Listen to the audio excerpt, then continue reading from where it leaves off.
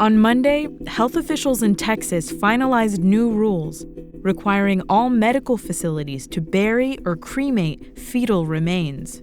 It's just the latest effort to radically restrict abortion in the state. In 2013, the legislature passed House Bill 2, mandating that abortion clinics meet the same standards as trauma centers, a regulation designed to be so expensive to comply with that the state's clinics would have to shut down, and half of them did. Today's ruling is a game changer. We are celebrating today this complete and total victory. This past June, the Supreme Court deemed HB 2 medically unnecessary and unconstitutional. But not a single clinic has reopened since. Antonia Hilton went to the Rio Grande Valley in southwest Texas to see what's changed since the ruling and what hasn't. House Bill 2, better known as HB 2, left just one abortion clinic in the Rio Grande Valley, a 4,300 square mile area in southwest Texas. The clinic, called Whole Women's Health, is located right on the border with Mexico. It was the plaintiff in this summer's Supreme Court case challenging HB 2.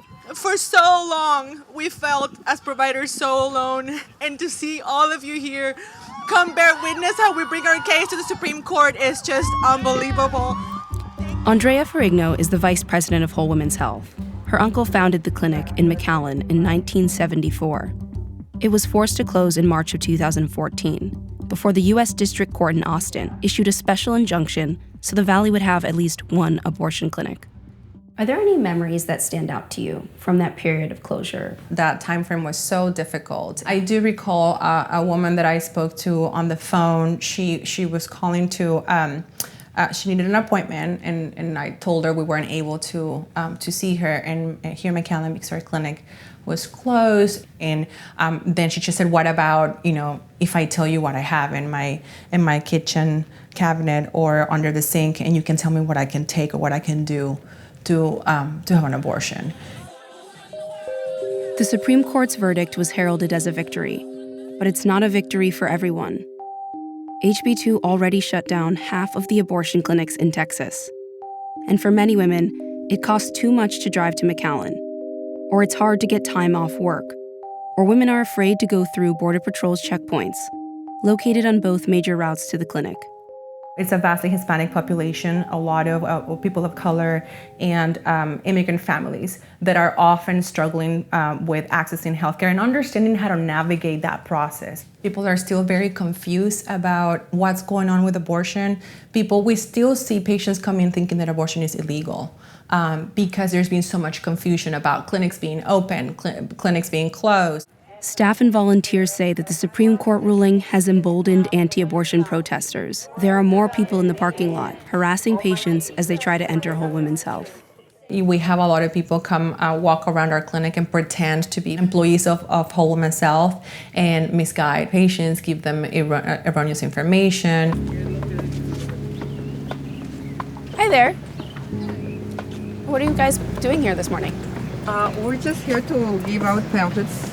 Are you a nurse? No, I work at the McAllen Pregnancy Center.